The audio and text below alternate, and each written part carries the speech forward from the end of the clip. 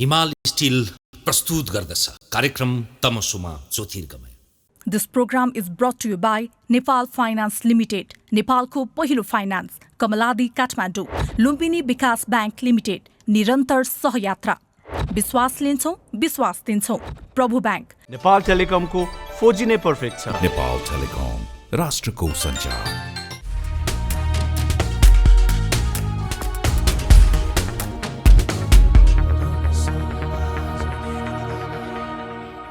दर्शकबिन नमस्कार। कार्यक्रम तमसुमा ज्योतिर्गमयमा यहाँलाई हार्दिक स्वागत छ। आजको श्रृङ्खलामा हामी समसामयिक राजनीतिदेखि लिएर भूराजनीतिको भूमरीसम्म संवाद गर्छौँ। हामीसँग हुनुहुन्छ अग्रज पत्रकार तथा देशसञ्चार.com का प्रधान सम्पादक युवराज घिमिरे। स्वागत छ यहाँलाई। धन्यवाद। सत्ता परिवर्तन पछिको यो राजनीतिक परिदृश्यलाई यो नियमित आकस्मिकता हो कि अथवा यसले अरू ठोस केही सन्देश र सङ्केत दिन सक्छ? एउटा सत्ता जहिले पनि जनताको आक्रोशको निशाना बन्छ, जोसुकै होस्। एउटा हनीमुन पिरियड होला, त्यो पिरियडमा केही नमनला, शङ्काको सुविधा होला।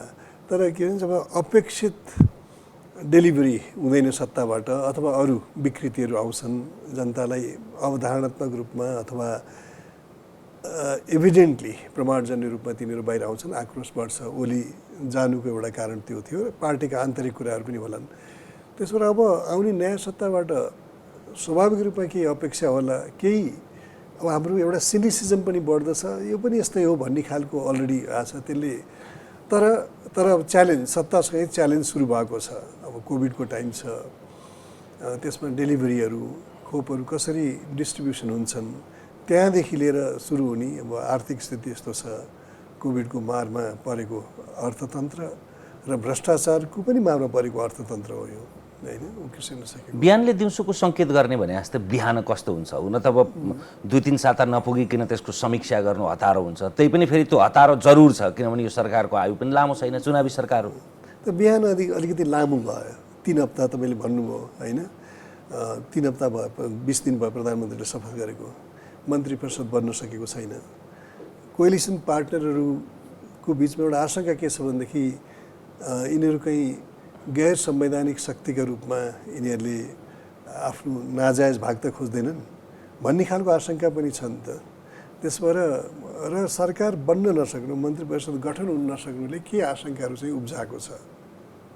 त्यसका लागि को कारक हुनसक्छ? अथवा प्रधानमन्त्रीका रूपमा चाहिँ कतिपय कुरामा पहिली 4 वटा कार्यकालको प्रधानमन्त्रीत्वमा लागेका दाग चाहिँ यो पटक त्यसका छिटा नपरुन् भनेर त्यो अडानका कारणले त्यस्तो भाव हुनसक्छ कि अथवा यो गठबन्धनको सन्तुलनलाई मिलाउनलाई त्यस्तो सकस हुन्छ?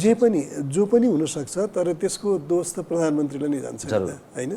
किनभनेदेखि यसले व्यवधान उत्पन्न गर्यो, त्यसले व्यवधान उत्पन्न गर्यो भन्ने एउटा आन्तरिक कारण होला। तर आम जनताले सरकार इफिसियन्टली र प्रभावकारी रूपमा सरकारले आफूलाई प्रस्तुत गर्यो जनसमक्ष, सर्भिस डेलिभरी र सार्वजनिक प्रशासन भनौँ, पब्लिक एडमिनिस्ट्रेसन चुस्त होस्, नेपालको अन्तर्राष्ट्रिय जगतसँगको सम्बन्धमा सम्मान देखा परोस् भन्ने चाहना त रहिरहेको छ। त्यो हुन नसक्दाखेरि त्यसको दोष आन्तरिक कारण जे भए पनि त्यो दोष चाहिँ प्रधानमन्त्रीलाई नै जान्छ। यो साताका 2 वटा, एउटा दुःखद घटना र अर्को एउटा भुटानको हकमा हो भने त्यो उसलाई हेरेर भन्ने हो भने सुखद आश्चर्य। एकातिर नेपालको पूर्वोत्तरको देश भुटानले नेपाललाई 3 लाख डोज खोप उपलब्ध गराउँछ। नेपालभन्दा निकै सानो, उसैले पठाएका अथवा खेदाएका शरणार्थीको कहर हामीले 3 दशकसम्म बेहोर्नु पर्यो, त्यो अर्को कहानी छँदैछ। एकातिर पश्चिम नेपालमा दार्चुलाबाट पश्चिम तर्दै गर्दा ट्विन कार्ड दिएर भारतीय एसएसबीले एकजना नागरिक बेपत्ता हुन्छन्, नेपाली नागरिक। त्यसप्रति गृह मन्त्रालय भनेको सरकारको विज्ञप्तिले यसका विषयमा थप नबोला भनेर त्यो वाचालपनलाई मौनतामा रूपान्तरण गराछ। यी 2टा परिदृश्यलाई कसरी हेर्ने? होइन, 2टा, एउटा त यो ट्विनकै केसमा हो। ट्विनको केस असाध्यै आपत्तिजनक हो र आरोप लागेको छ भारत सरकारको एउटा सरकारी संयन्त्रमाथि अथवा भारत सरकारमाथि नेपाल अर्को मुलुकले हेर्दाखेरि।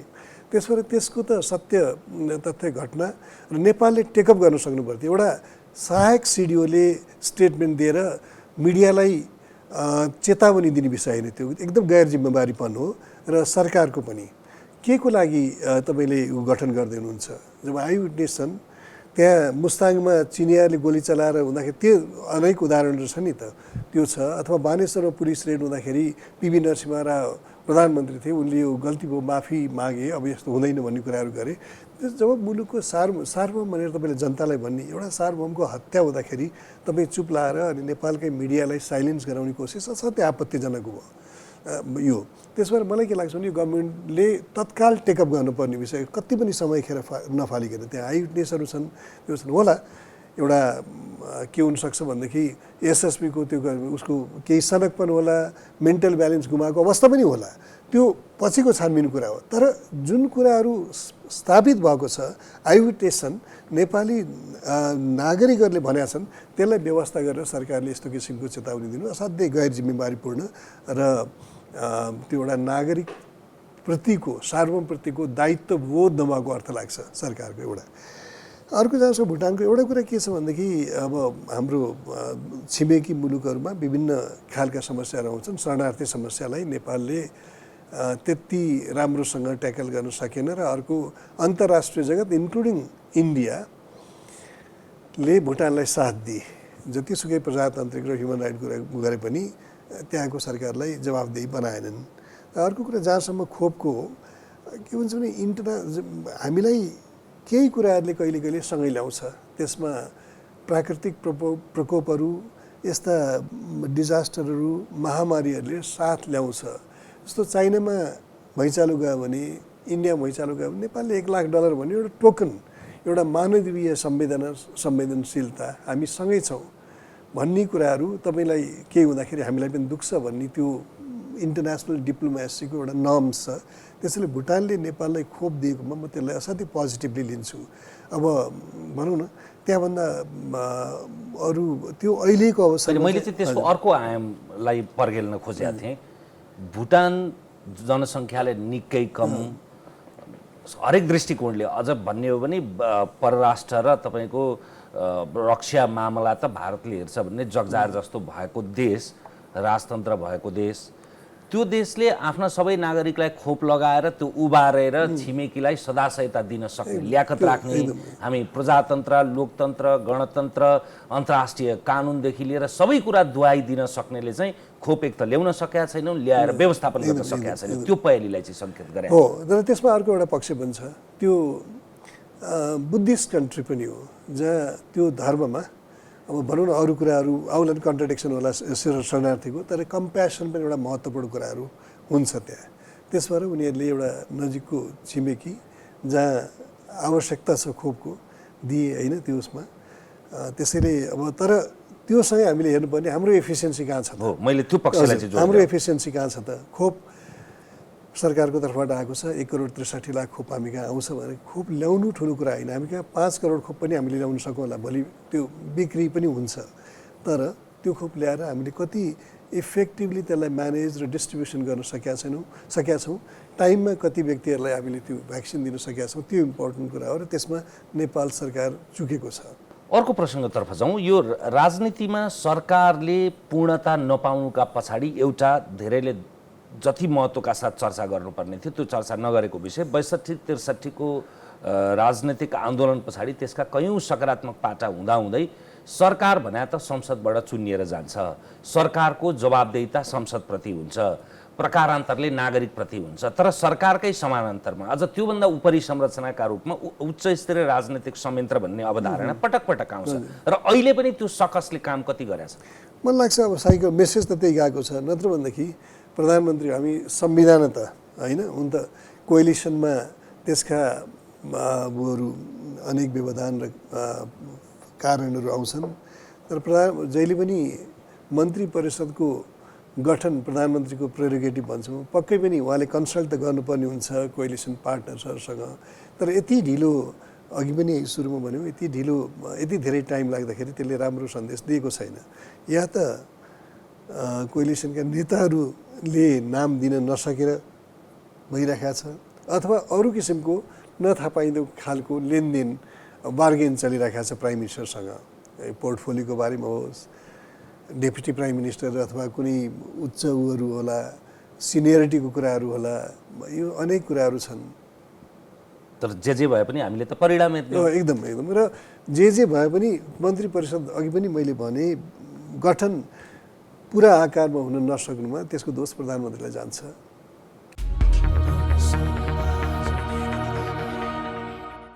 बैसठी 63 पछाडिको संस्कृति र विकृतिका विषयमा त हामी विस्तृत रूपमा आउँला। तपाईँले त्यति बेलैदेखि कतिपय विषयहरू जस्केलामा छिराइयो, त्यसको बृहत्तर जनअनुमोदन र वैधानिक अनुमोदन नभएपछि त्यसको प्रश्न पटक पटक जहिले उठ्छ। त्यो उठ्ने क्रम आज रविन्द्र मिश्र मार्फत उठ्ला, कङ्ग्रेसभित्रकै कयौँ नेताहरू मार्फत उठ्ला, के अरे एमाले भित्रका पनि महेश बस्नेतदेखि लिएर गोकुल बास्कोटा मार्फत उठ्ला। तर त्यो उठ्न त उठ्छ, कतिपय लोकप्रिय छवि भएका पात्र मार्फत उठ्छ, कतिपय अलोकप्रिय मार्फत उठ्ला। यसको प्रक्रियागत विषयमा तपाईँले बडा भोक्ता र साक्षीका रूपमा निरन्तर रूपमा त्यति बेला एक प्रकारले आलोचनाको कठघरामा उभिँदा पनि त्यो विधिको सर्वोच्चताका लागि प्रतिगमनको टोपी लगाएरै गरेको छु। हो, त्यो प्रतिगमनको टोपी त अहिले बिस्तारै उत्रिने क्रममा छ। त्यो प्रक्रियाका विषयमा अलिकति व्याख्या गर्नु। होइन, प्रक्रिया के भनेदेखि 2-3टा कुराहरू हामी हेरौँ न। 63 को जुन प्रतिनिधि सभा बिउताइयो, 3टा कुराहरू त्यसमा मेरो अलिकति, एउटा त राजाबाट गराइयो, क्याबिनेटले रेकमेन्ड गरेर गराइएन, त्यो आफैमा आपत्तिजनक थियो। मैले त्यो बेलामा पनि त्यो कुराहरू उठाएको थिएँ। एउटा निश्चित प्रयोजनको लागि त्यसको विघटनलाई त सर्वोच्चले पनि वैध ठहराएकै थियो, होइन। स्वाभाविक आयु पनि सकिसकेको थियो त्यो संसदको, होइन। तर त्यो अवस्थामा पनि एउटा डक्ट्रिन अफ नेसेसिटी भनेर आन्दोलनको बलमा र राजालाई रिभाइभ गर्न लगाइयो। त्यो आफैमा आपत्तिजनक थियो। आवश्यक हुन्थ्यो भने क्याबिनेटले गर्नु पर्थ्यो। त्यसपछिको अवस्थामा सहमतिहरू, राजाले भनेको 4वटा कुराहरू वैशाख 11 गतिको सम्बोधनमा, होइन। नागरिकहरूको सार्वभौम हैसियत, अनि जनताको नासो जनतालाई फिर्ता गरिदिन्छु शब्द एउटा, त्यो त दरबार छोड्दाखेरिको, होइन। अनि अर्को गिरिजाप्रसाद कोइराला जुन आन्दोलनका हामीले देखिने, त्यस एक्सटर्नल फ्याक्टरमा नजाउँ अहिले, उहाँलाई प्रधानमन्त्री बनाइयो, राजाबाट शपथ लिनुभयो उहाँले। त्यसपछि अर्को के भनेदेखि जनताले प्रतिनिधि सभा छनौट गर्ने, होइन। जनताले चुनेको प्रतिनिधि सभाले अर्को उसमा अर्को संविधान बनाउने भन्ने कुराहरू, यी कुराहरू राजाको वैशाख 11 गति हो। र त्यसैबाट जेठ 4को संविधान बनेको हो।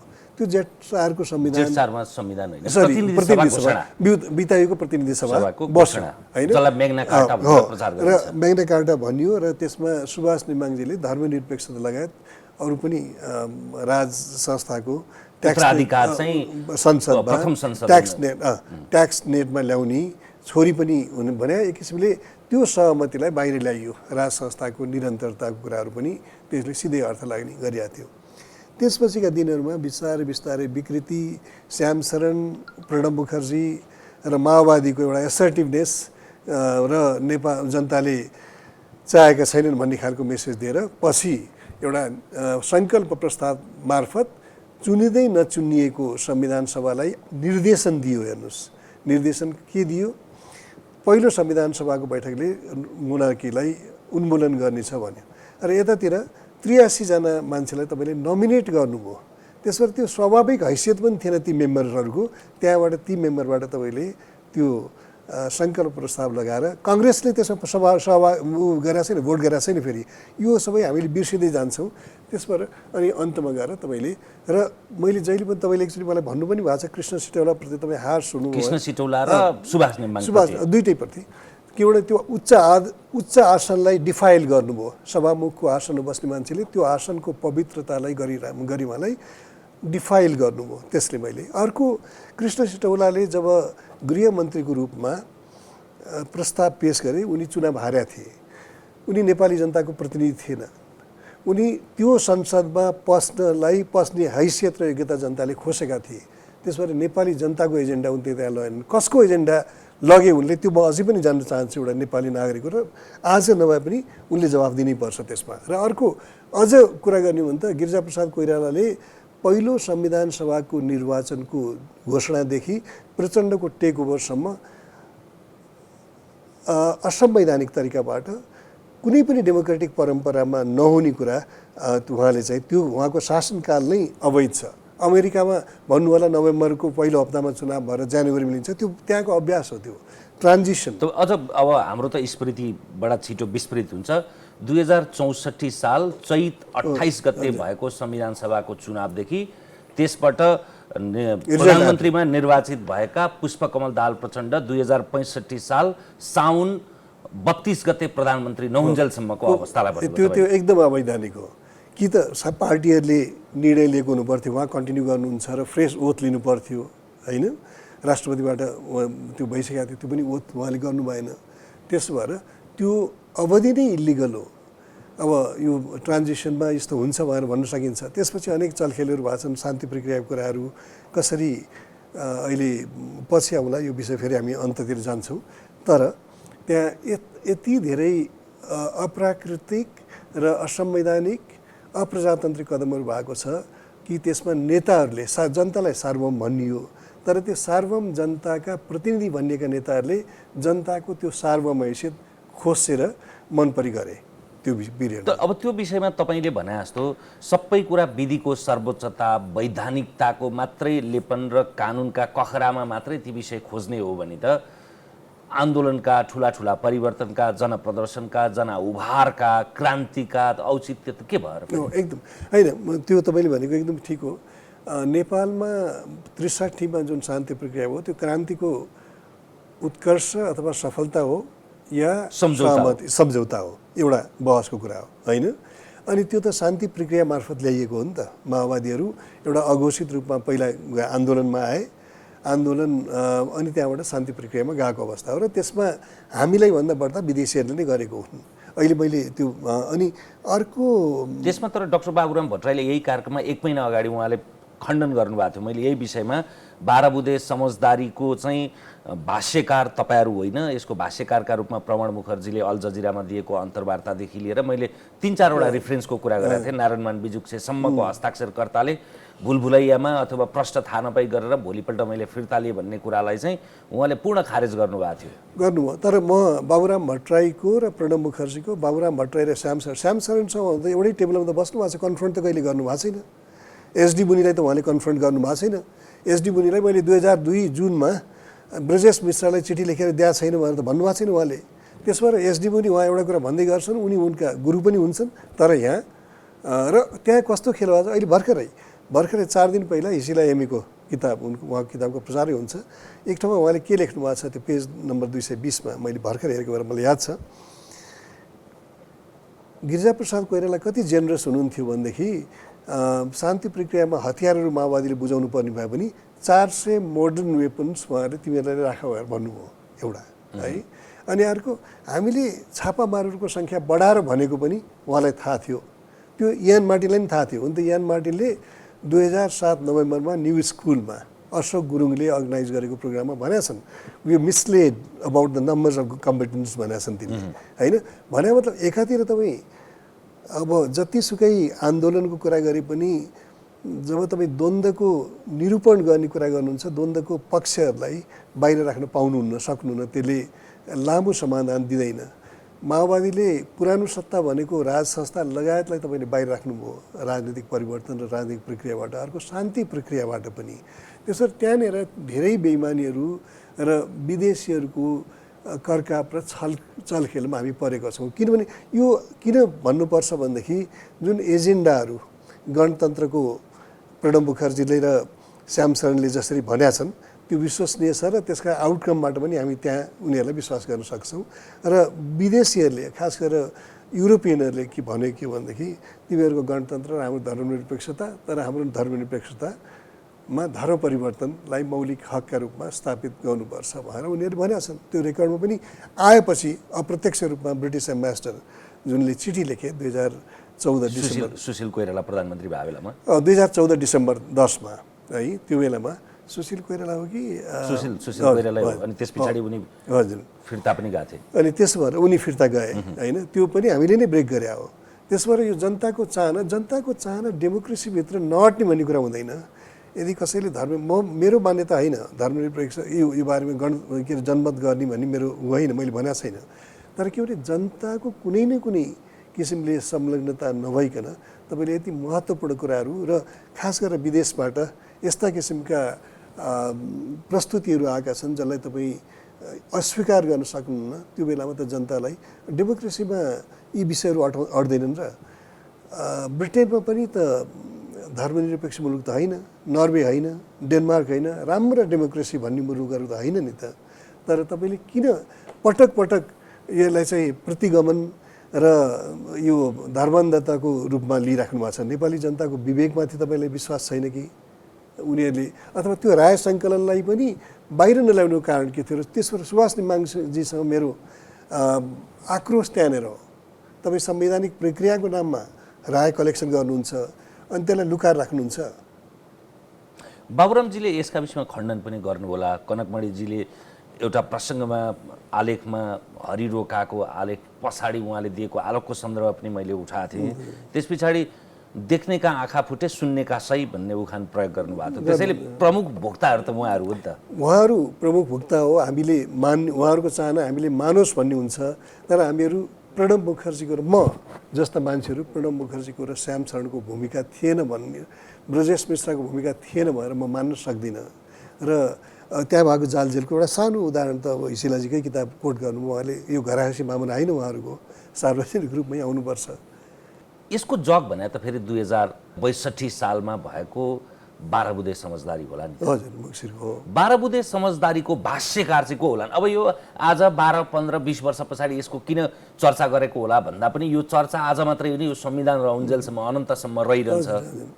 यसको भाष्यकार त्यसो भए को हो त? होइन, यस्तो छ, त्यसको अलिकति पृष्ठभूमिमा हामी त्योभन्दा पनि तत्कालको पृष्ठभूमिमा बाबुराम भट्टराईको र प्रचण्डको झगडा जुन आर्मीले त्यहाँ डिस्क्लोज पनि गरेका थियो नि होइन, उहाँहरूको कन्भर्सेसन, भारतीय दलाल भन्ने के भन्नेहरू। र त्यसपछिको परिस्थितिमा राजाको टेकओभरपछि उनीहरू एक ठाउँमा आएको अवस्था छ। त्यो भाष्यकार नै को भएर, तर यसमा के भने मल्टिपल उनीहरूको जुन ड्राफ्ट्सहरू हुन्छन्, अब भनौँ न हामीले बुझ्ने भनेको एमबिएको होला, आरएडब्ल्यूको होला, जोसँग उहाँहरू नजिक हुनुभयो।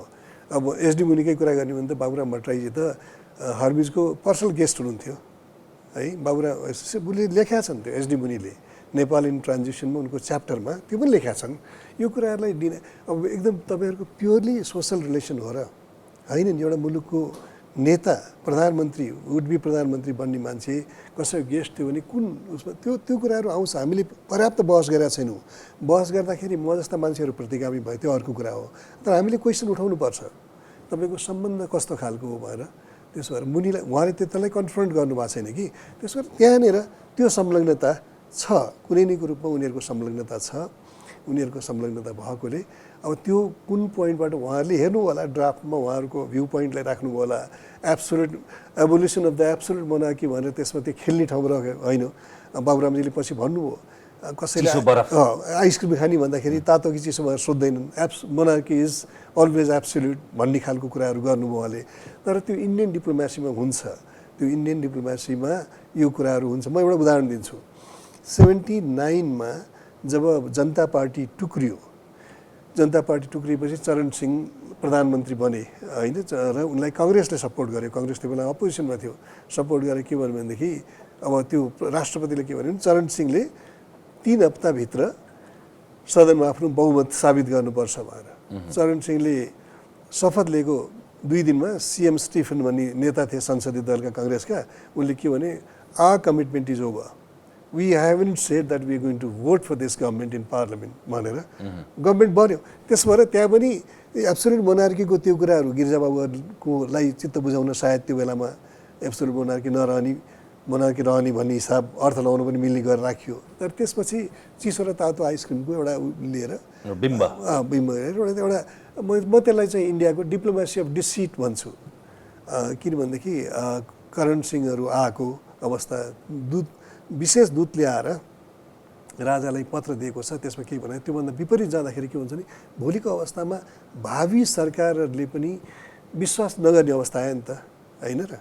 तपाईँले ठिक छ पपुलिस्ट एउटा उसमा तपाईँले मान्नुभयो होला, छलकपट गर्नुभयो, तर भोलि पनि त गिरिजाबाबुलाई पनि लाग्यो होला राजालाई यिनीहरूले धोका दिए, मलाई यिनीहरूले मान्दैन। र बाबुराम भट्टराईले पनि त्यो लाग्ला, प्रचण्डले पनि त आफू हट्दाखेरि विदेशी प्रभुलाई रिजाउनुभन्दा राजीनामा गर्नु नै उचित माने भएर भन्यो नि त। त्यसरी भारतप्रति अविश्वास त बढी। मोहन ठाकुरकै अहिले जे हाल भएको छ, मोहन ठाकुरले भित्र उहाँको पीडा त बुझ्न सकिन्छ नि त। बाहिर भन्न कति मिल्छ मिल्दैन त्यो मलाई थाहा छैन, तर त्यो पीडा त बुझ्न सकिन्छ नि।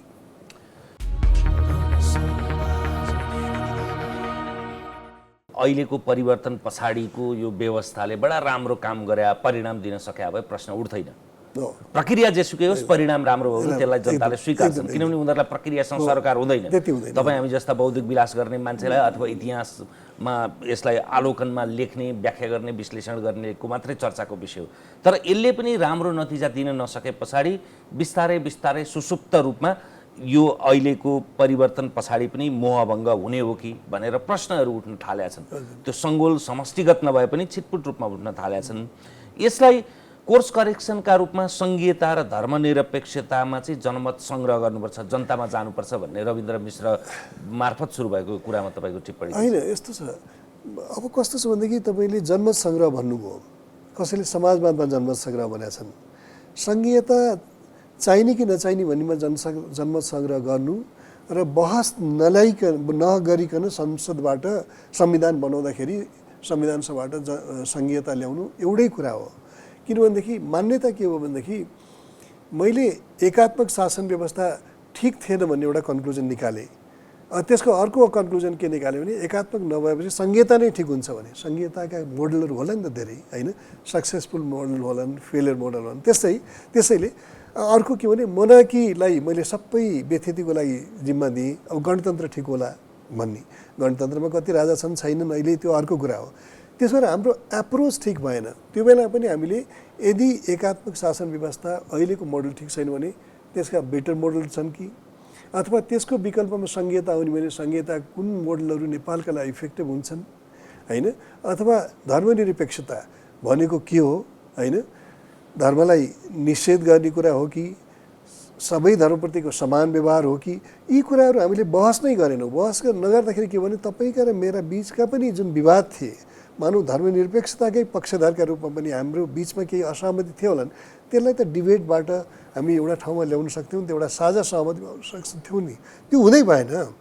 त्यसबाट त्यो चाहिँ नेपालको संविधान निर्माणका प्रक्रियागत र नियतगत भन्छु म विसङ्गतिहरू थुप्रै छन्।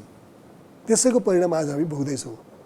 यसको त्यसो भए यसलाई सच्याउने भनेको तपाईँले भने जस्तो विधि प्रक्रिया पनि नमिचियोस्, नभाँचियोस् र परिणाम पनि राम्रो रहोस्, जनताको अपनत्व, जनताको अभिमत पनि त्यसमा आओस्। के हो त त्यसको बाटो? होइन, त्यसको बाटो एउटा कुरा के हुन्छ भनेदेखि पार्टीका त युनिटहरू छन्, पार्टीभित्र डिबेट गरेका छैनन् यी बारेमा। अनि अर्को के हुन्छ भनेदेखि मैले पटक पटक उठाएको कुरा के हो भने 12 बुँदेमा त 8 जना नेताहरूले साइन गरे नि त, गिरिजाप्रसाद बाहेक त सबै जिउँदैछन्।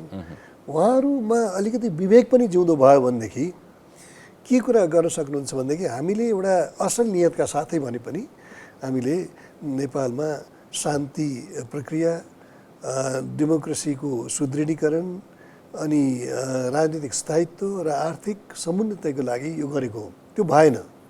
त्यो नहुँदाखेरि अब हामीले त्यसलाई रिभ्यू गरौँ, बाहिरको हस्तक्षेप खोज्ने होइन, त्यसलाई रिभ्यू गरौँ, हामीले कसैले पनि निषेध नगरौँ भन्ने कुराहरू गरेर यदि उहाँहरू गर्नु सबैसँग कुरा गर्नु भने बाटो सर्वपक्षीय, म सर्वदलीय होइन, 5वटा पार्टी बसेर केही हुनेवाला छैन। यी 5वटा पार्टी त असफल पार्टी हुन्, अथवा एक किसिमले उनीहरू अहिलेको स्थितिको लागि रेस्पोन्सिबल पार्टी हुन्। यिनीहरू बसेर मात्रै हुँदैन। त्यसबाट यिनीहरूले त्यसमा चाहिँ म राज संस्थाकै प्रतिनिधिलाई पनि भन्छु, उहाँहरूलाई पनि राखेर गर्नुपर्छ। किनभने मुलुकको त्यो हैसियतमा बसेको संस्थाहरूलाई बाहिर राखेर, अथवा दल पनि संस्था हो नि, ती संस्थालाई बाहिर, अहिले 4वटा पार्टी फेल भयो भनेदेखि हामी तिमीहरू बस्न पाउँदैन, निषेध गर्न पाइँदैन नि त, डेमोक्रेसी भएन। बसेर अनि त्यहाँबाट कुनै पार्टीभित्र सल्लाह गर्ने, व्यापक सल्लाह त गर्न सकिन्छ नि त, त्यही नै गरेनन् यी दलहरूले। त्यसैले गर्दा उनीहरूलाई भरोसा चाहिँ श्याम शरण र प्रणब मुखर्जीमाथि भयो। मेरो भनाइ चाहिँ यो पछिल्लो 3-4 महिना यता चाहिँ प्रणब मुखर्जी, रणजित रेदेखि लिएर राकेश सुदसम्म जो नेपालमा कूटनीतिज्ञ भएको थिए, कुन अर्थमा आज भारतमा प्रभाव राख्छन् राख्दैनन् त्यो अर्को विषय भयो। तर उनीहरूको चाहिँ अहिलेको यो प्रक्रियाप्रति कतै खुट्टा कमाउँछन् कि भन्ने उनीहरूको खबरदारीको सङ्केतलाई कसरी बुझ्ने?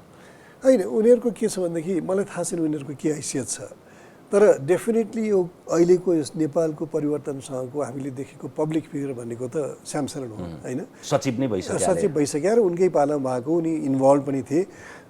अब करण सिंहले नै के भनेछन् भनेदेखि म त एउटा मेसेज लिएर गएँ तर उनको अर्को ऊ रहेछ सोच रहेछ भनेर उनीहरूले एउटा लाचारी पनि देखाएको छन् करण सिंहले।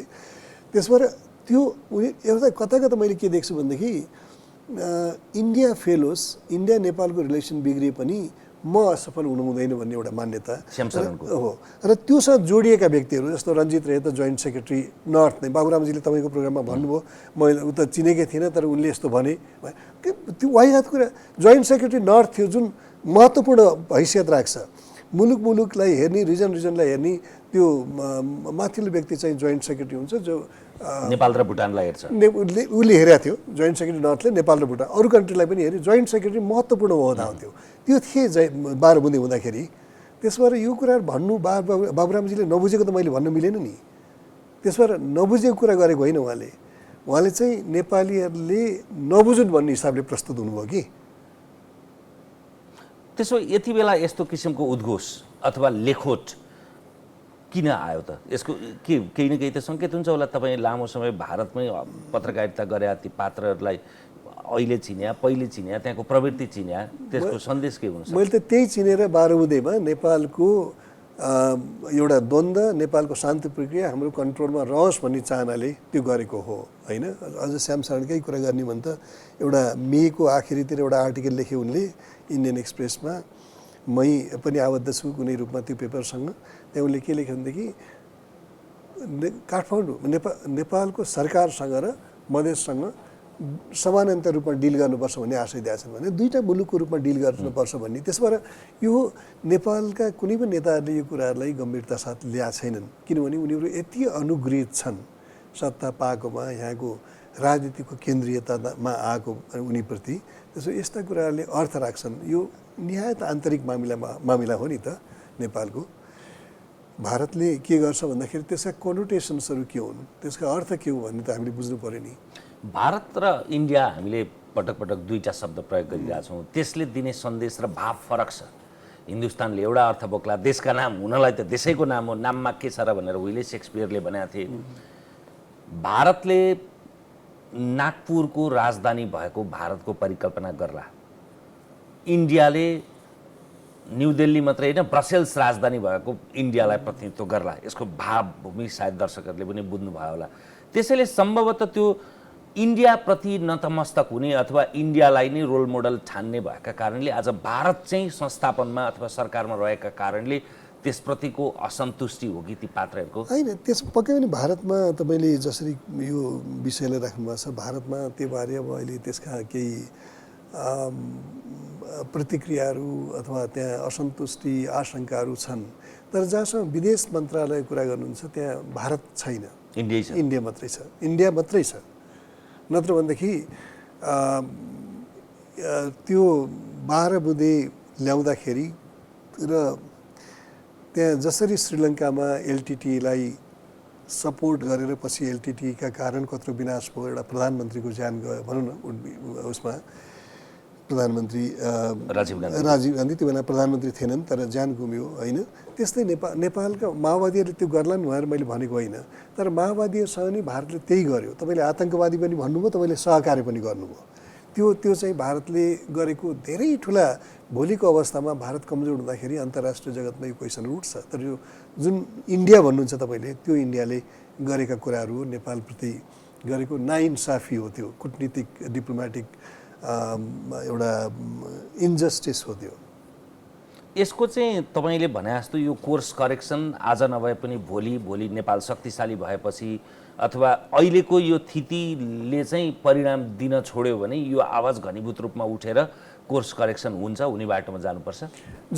तर मेरो चाहना के हो भनेदेखि भोलि नेपाल शक्तिशाली हुँदाको अवस्थामा होइन, आत्मसम्मान भएका र आफूलाई स्वाभिमानी मान्ने नागरिकहरूले जहिले पनि इन्टरनल पोलिटिक्स चाहिँ हामीले त भने के भने सेल्फ डिपेन्डेन्सको पनि बढाउनुपर्छ, आर्थिक होस् राजनीतिक होस्। तर राजनीतिक मामिलामा हाम्रो नियन्त्रण, आन्तरिक राजनीतिमा नियन्त्रण रह्यो भने हामी स्वतन्त्र रहेको मानिँदैन।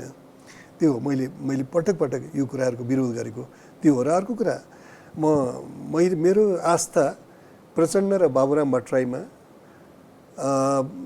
माधव नेपाल केपी ओलीमा, शेरबहादुर देउवामा, मोहन ठाकुरमा बढी छ भारतका बाबुहरूमा भन्दा। यिनीहरू नेपाललाई यिनीहरूले बढी माया गर्छ र यिनीहरूले आफूमा त्यति आत्मविश्वास हुनुपर्छ यो मुलुकलाई हामीले उचित नीति दिएर हामी सञ्चालन गर्न सक्छौँ भनेर यी व्यक्तिहरूमा ज्यादा मुलुकको माया छ। उनीहरूले गर्ने मायामा मेरो त्यति विश्वास छैन। त्यसमा केही स्ट्रिङ्सहरू पनि अट्याच्ड हुन्छन्। मैले भन्नु खोजेको त्यति हो। यो प्रसङ्गलाई चाहिँ टुङ्ग्याइरहँदाखेरि त्यसो भए यो संघीयता धर्मनिरपेक्षता जस्ता मुद्दाहरूको जनमत सङ्ग्रह भने चाहिँ यो जसरी ती विषयहरू आएका थिए तपाईँकै शब्दमा ती नाजायज अथवा अवैधानिक तरिकाबाट आएको थियो, यो अहिलेको यो तर्क पनि त्यस्तै हो। हो, तर मैले अब जस्तो संघीयताहरू तपाईँ त्यसका मेरिट्स र डिमेरिट हाम्रो आवश्यकतासँग जोडेर हेर्नुहोस् न। नेपाली जनताको आवश्यकता के हो अनि त्यहाँबाट तपाईँले नेपाल संघीयता भवन त्यही त नेपाली जनताको आवश्यकताको एउटा मानक र मापन भनेर त जनमत सङ्ग्रह हुन सक्ला नि त। त्यो हुनसक्छ, तर जनमत सङ्ग्रहमा चोइस र डिबेटको स्कोप हुँदैन होइन। यो ठिक छ कि टिकाराम यात्री ठिक छ कि युवराज घिमिरे ठिक छ भन्यो भने टिकाराम यात्री ठिक छन् भन्नेलाई 60%ले देलान् होइन, म अल्पमतमा पर्ला। तर कुरा के हो भनेदेखि के को लागि ठिक र बेठिक भन्ने कुरा त्यहाँ आउँदैन कि त्यो लार्जर त्यसका पक्षधरले व्यापक रूपमा लबिङ गर्लान्, बहस गर्लान्, तर्क गर्लान्, कन्भिन्स गर्लान्, होइन गर्लान् त्यो अवस्थामा। तर मैले भन्नु खोजेँ के भने तपाईँमाथि मेरो विश्वास छ राजनीतिक दलका नेताहरूमा र उनीहरू यहाँ हाम्रो केपी ओलीले माधव नेपाललाई ट्रेटर भने पनि म कुनै पनि नेपालीलाई मलाई नराम्रो लाग्छ जब सोसल मिडियामा म देख्छु एउटाले अर्कोलाई दलाल कुनै पनि नेपाली नागरिक जबसम्म प्रुभ हुँदैन उसले राष्ट्रघातमा काम गरिरहेछ त्यो मान्छेलाई म राष्ट्रवादी नै मान्छु, नेपाली नै मान्छु। त्यसरी नेपाली नेताहरूले कमसेकम आफ्नै पार्टीमा पनि बहस गराउन्, सिरियस बहस गराउन्। पार्टी भने त ठुलो मसिनरी हो नि त, त्यहाँ त धेरै व्यक्तिहरू सामेल छन्। मतलब पार्टी भनेको त पार्ट हो होल होइन, पार्टीभन्दा बाहिर पनि मान्छेहरू हुन्, त्यहाँ पनि बहसका तर एजेन्डा लिएर आएका डोनर्सका प्रतिनिधि लिएर नगइदिनुहोस्। मलाई थाहा छ सङ्घीयता र जातीय संहिताको बारेमा UN को कुनै प्रोजेक्टले फन्ड गरेको प्रोजेक्टमा तिनै मान्छेहरू गएछन् क्वेसन सोध्न, इन्टरप्रेटर पनि तिनै छन् र आफ्नो हिसाबले इन्टरप्रेट गरेर जातीय संहिताको पक्षमा मान्छेहरू छन् भनेर भनिएका केस पनि मलाई थाहा छ। त्यसरी म्यानिपुलेट भएको छ हाम्रो संघीयता र त्यसको औचित्य। त्यसका विषयमा त मोहन बन्जाडेले हामीसँग प्रष्ट रूपमा त्यसभित्रका कथा कहानी र प्रसङ्ग के थियो, उहाँ आफै कानुन आयोगको सचिव हुनुहुन्थ्यो। तर मोहन बन्जाडेलाई कसले सुन्ने? त्यही मन्त्र त्यत्रो हैसियत राख्ने मान्छे सरकारी हिसाबले कसैले त सुनेन। त्यहाँ उहाँलाई बोलाएर सङ्घीय उसले पनि त्यो संघीयता सम्बन्धी कमिटीले पनि युज छोडेन। भीमहार आचार्यलाई बोलाउन किन मानेनन् रे सदस्यहरू धुलीखेल भएको मिटिङमा भने यसले संघीयताको विरोध गर्छ भने। त्यो पनि डेमोक्रेसी हो र जब डेमोक्रेसीमा संघीयता अड्दैन, डेमोक्रेसीमा धर्मनिरपेक्ष अड्दैन, डेमोक्रेसीमा गणतन्त्र अड्दैन, त्यो एक्सेप्टेबल हुँदैन। भनेको त्यसको मुद्दा भनौँ न, त्यसको तर्क हो, परिणाम त निस्किन्छ एकदम गुण र अवगुणका आधारमा। हजुर, अहिलेको अब अर्को भू राजनीतिको भुमरीको विषय MCC भन्ने विषय, मिलेनियम च्यालेन्ज कर्पोरेसन, यो झन्डै 2 दशकदेखिको अमेरिकी रणनीतिक लगानी भनौँ, विकास साझेदारको एउटा अवधारणा भनौँ, त्यो स्तरको राष्ट्रिय बहस 1.5-2 वर्षदेखि भइरहनु पर्ने विषय हो। यो होइन, सबभन्दा ठुलो बहस जस्तो एकदम होइन। चाहे टनकपुर होस् चाहे MCC होस्, हामी कहाँ के हो भने नेताहरूले हस्ताक्षर गरेका सन्धिहरू सबै राष्ट्रघातका हुन्छन् र यिनीहरूको व्यक्तिगत एजेन्डा छ। कोही अमेरिकन छन्, उही अघि मैले भने नि राष्ट्रवादी, कोही अमेरिकन छन्, हाम्रो पर्सेप्सन कोही इन्डियन छन्, अनि इन्डियनहरूले पनि आएर भनिदिन्छन् यो मान्छे वेस्ट हो, यो हामी त्यसमा जान्छौँ। तर यसमा के भनेदेखि यही प्रक्रियाको तपाईँले कुनै मुलुकसँग सहमति गर्नुहुन्छ भनेदेखि त्यसलाई तपाईँले पार्लियामेन्टमा ल्याएर डिबेट र त्यसलाई पब्लिक किन गर्नुहुन्न? अब 2018मा भयो, 2018 भएपछि 2020मा ल्याएर त्यो पनि संसदमा दर्ताको गरेपछि कृष्णबहादुर महराको सेक्रेटेरिएटबाट त्यो बाहिर आयो, पार्टीका केही सदस्यले पाए। बहस त बाहिर भयो, पार्लियामेन्टमा त कहिले पनि बहस भएन। त्यसो भएर हामीले यदि पार्लियामेन्टका सदस्यहरू राष्ट्रको हितमा सोध्छन् मान्छन् भने उनीहरूलाई खुला डिबेट, व्हिपको अनावश्यकता त्यहाँनिर हो कि त्यसो खुला बहस हुन दिनुहोस्, तपाईँले पार्टीका कमिटीहरूमा हुन दिनुहोस् र यो राष्ट्रको सार्वभौम हैसियतलाई प्रतिकूल असर पार्ने गरेर कुनै पनि उ नगरून् भन्ने खालको टनकपुर ल्याउनुहुन्छ। तपाईँ के भन्नुहुन्छ भने यो सहमति होइन, यो मेमोरेन्डम अफ अन्डरस्ट्यान्डिङ भनिदिनुहुन्छ होइन, सुप्रिम कोर्टले इन्टरभ्युन गर्नुपर्ने हुन्छ, अनि MCC ल्याएर तपाईँ लुकाउनुहुन्छ लुकाउँदाखेरि अब त्यहाँ अनेक कुराहरू आइरहेका छन्। हामीले औपचारिक रूपमा थाहा पाएका छैनौँ। यदि कन्फ्लिक्ट भयो एमसिसीसँगको हाम्रो अन्डरस्ट्यान्डिङ, त्यसका प्रोभिजन र मुलुकको कानुन भनेदेखि त्यो प्रिभेल गर्छ भन्नेको छ। अडिटिङ त्यहाँबाट गर्नुपर्छ भनेर भन्नेको छ होइन। यी कुराहरू अनि त्यहाँबाट उनीहरूले ल्याउने मान्छेहरूको हुन्छन् सोध्न पाइँदैन भनेर ती कुराहरू गभर्मेन्टले आजसम्म स्पष्टीकरण त दिएको छैन नि। गभर्मेन्ट पहिलो त म प्रति एकाउन्टेबल हुनुपर्ने त मेरो गभर्मेन्ट हो नि, नेपाल गभर्मेन्ट हो नि। त्यही गभर्मेन्टले हामीलाई केही भनेको छैन। अनि उसले के आफू इम्प्रेसन हिजो ओलीको गभर्मेन्ट अब शेरबहादुर देउवा गभर्मेन्ट त भर्खर आएको छ, इम्प्रेसन के दिएको छ भने त्यहाँ थुप्रै कुराहरू लुकाउनु पर्ने कुराहरू छन् भनेर उनीहरू त्यसलाई बाहिर राखिरहेका छन्। एमसिसीका विषयमा त हामीले 1 वर्ष अगाडि एउटा घनीभूत प्रत्यक्ष प्रसारण मार्फत 3 घण्टा 21 मिनट बहस गरेका थियौँ। अहिले पनि दर्शकहरूले दिनौँ हजारौँ दर्शकहरूले हेरिरहनु भएको छ युट्युब मार्फत पनि। त्यसैले यसको बिचमा त्यहाँ कन्टेन्ट ट्रान्समिसन लाइनको विषय अथवा पूर्वाधारमा राजमार्ग बनाउने विषय देखिए पनि त्यसभित्रका अरू धेरै पाटामा पक्षमा विपक्षमा मजदारमा तटस्थतामा संशोधनको गुन्जायस कुनै हालतमा ल्याउनु हुँदैन, ल्याउनै पर्छ भन्ने विषयमा त्यो प्रशस्त बहस भएको छ। त्यो एउटा बहसको एउटा पुञ्ज होला। यस्ता बहस कति भएका छन् तर त्यसमा तटस्थ वस्तुनिष्ठ भन्दा पनि अतिरञ्जना अफवाह सिधै अमेरिका सेना आउने छतछतमा सेना आउनेदेखि लिएर नेपालको विकासमा काया पलट हुने यी दुईटा अतिहरू छन्। त्यहाँ बिचमा केही पनि भएको छैन। एक्ज्याक्टली। त्यसो भएर जस्तो अमेरिकी मन्त्रीहरू आएर के भने पार्ट अफ द आइपिएस भन्थे, त्यसले एउटा उनीहरू पनि अलिकति स्टडी गर्ने अवस्थामै थियो होला अथवा कन्ट्री टु कन्ट्री। फेरि हाम्रो छिमेकमा के भने श्रीलङ्काले त्यसलाई रिजेक्ट गरेको अवस्था भयो हाम्रो जस्तै यति नै एमाउन्टको। यी सबै कुराहरूलाई जनताका दिमागमा आउने आशंकाहरूलाई तपाईँले डिस्पेल गर्नुपर्छ। सरकार काम त्यो हो। सरकार त्यसमा कति पनि संवेदनशील र सक्रिय देखिएन। खालि कि त सप्रेस गराउनुमा कि जसरी पनि पास गराउनुमा त्यो चाहिँ हाम्रो देखियो। सामान्यतया 50 करोड अमेरिकी डलर भनेको धेरै ठुलो पनि होइन, धेरै सानो पनि होइन। हाम्रा लागि जसरी विद्युत चाहिँ उत्पादन भइरहेछ यसको प्रसारण लाइन एकदमै महत्त्वपूर्ण कुरा हो। त्यो एमसिसी मार्फत गरौँ अथवा हामीले गर्नु त पर्छ। तर यो विषयलाई एकदमै प्रक्रियागत रूपमा लान नचाहेर जस्तो अगाडिको सरकारले ल्याउन चाह्यो, सभामुखले कृष्णबहादुर महराले रोक्नुभयो, पछि अग्निप्रसाद सापकोटाले रोक्नुभयो।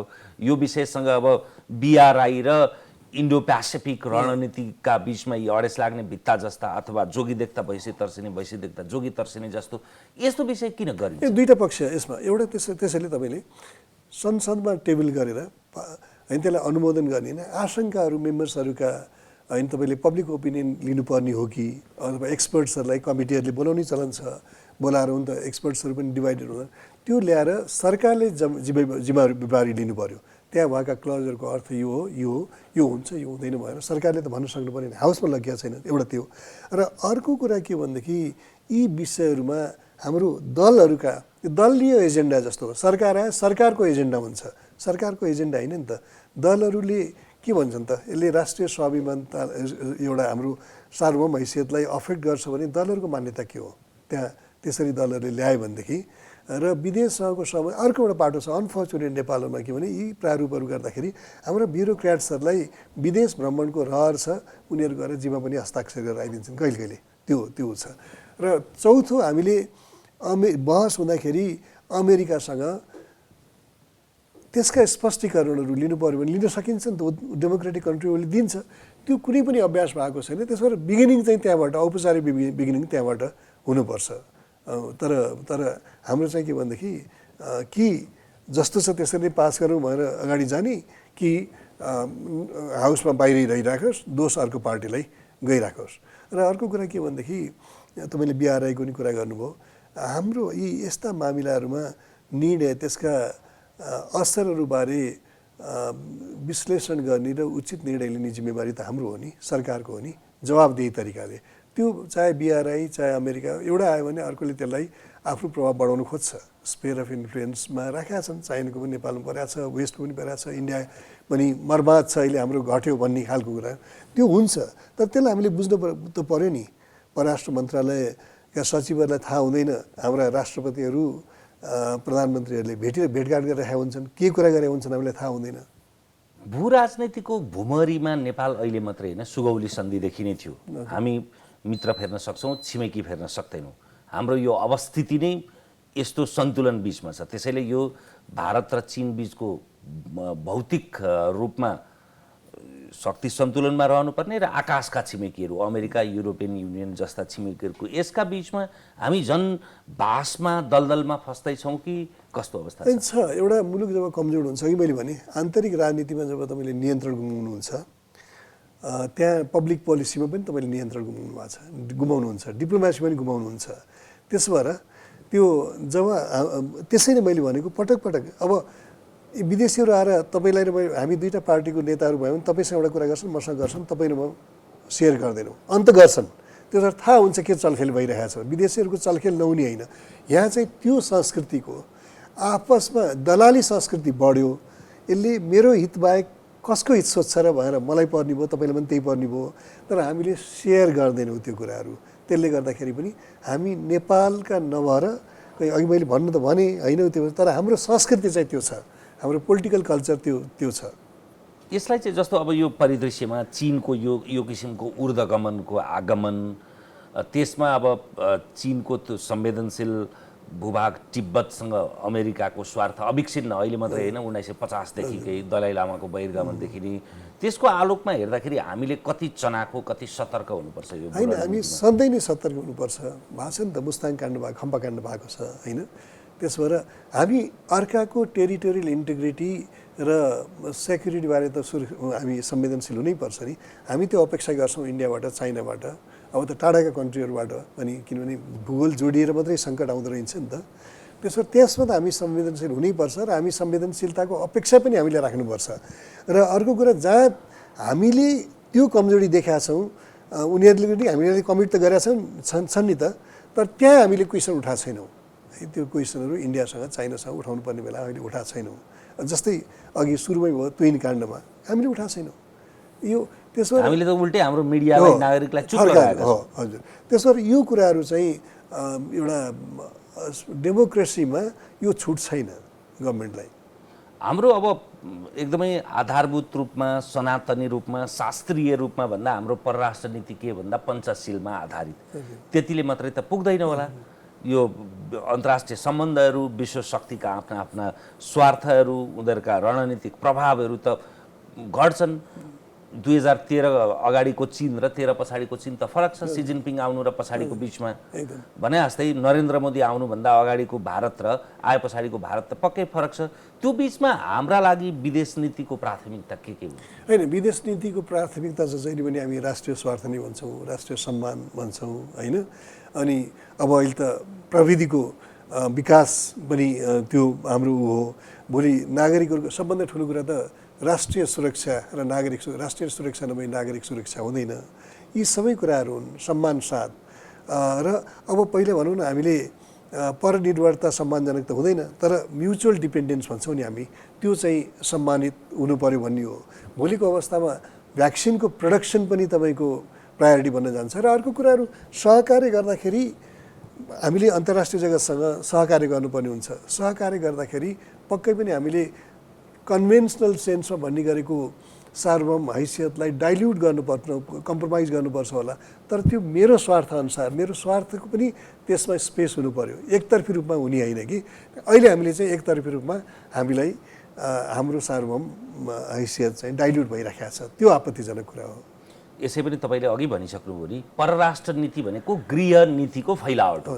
तपाईँ गृह नीतिमा जस्तो हुनुहुन्छ त्यसको फैलावट नै हो नि यो परराष्ट्र नीति। अब उत्तरार्धमा अहिलेको यो गठबन्धन अनि प्रतिपक्षी भनेको कसलाई मान्ने?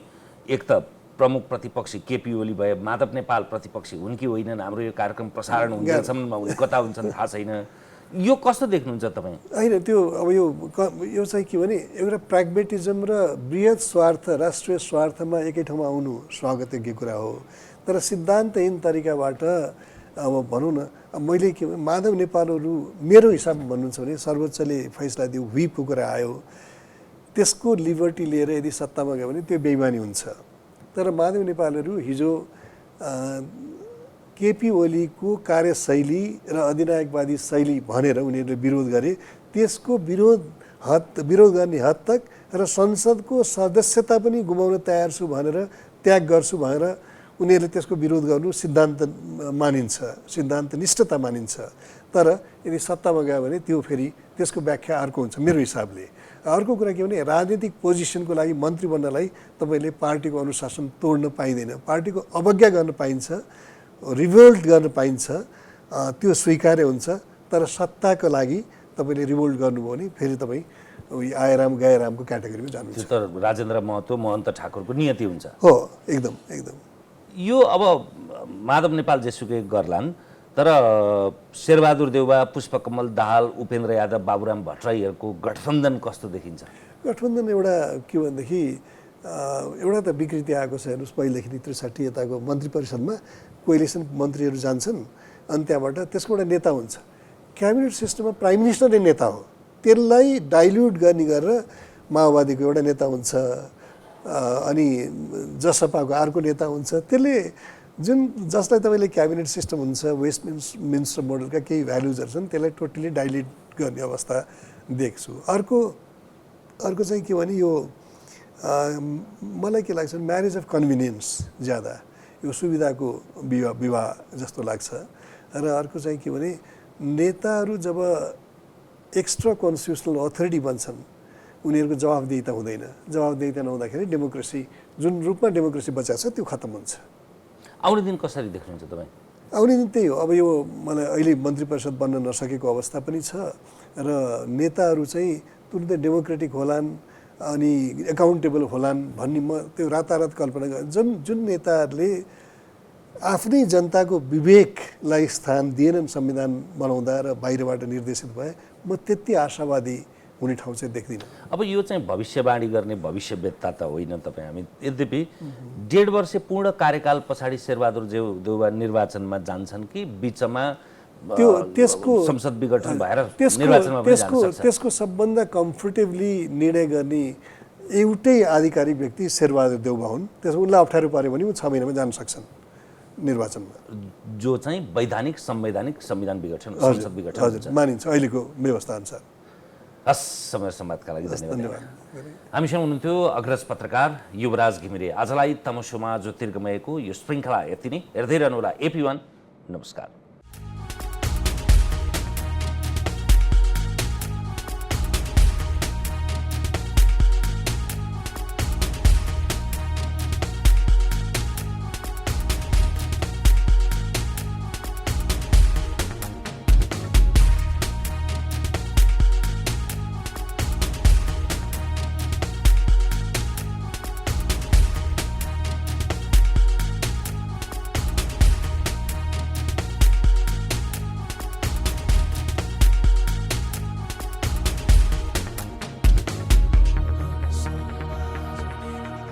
हिमाल स्टिल प्रस्तुत गर्दछ कार्यक्रम तमसोमा ज्योतिर्गमय।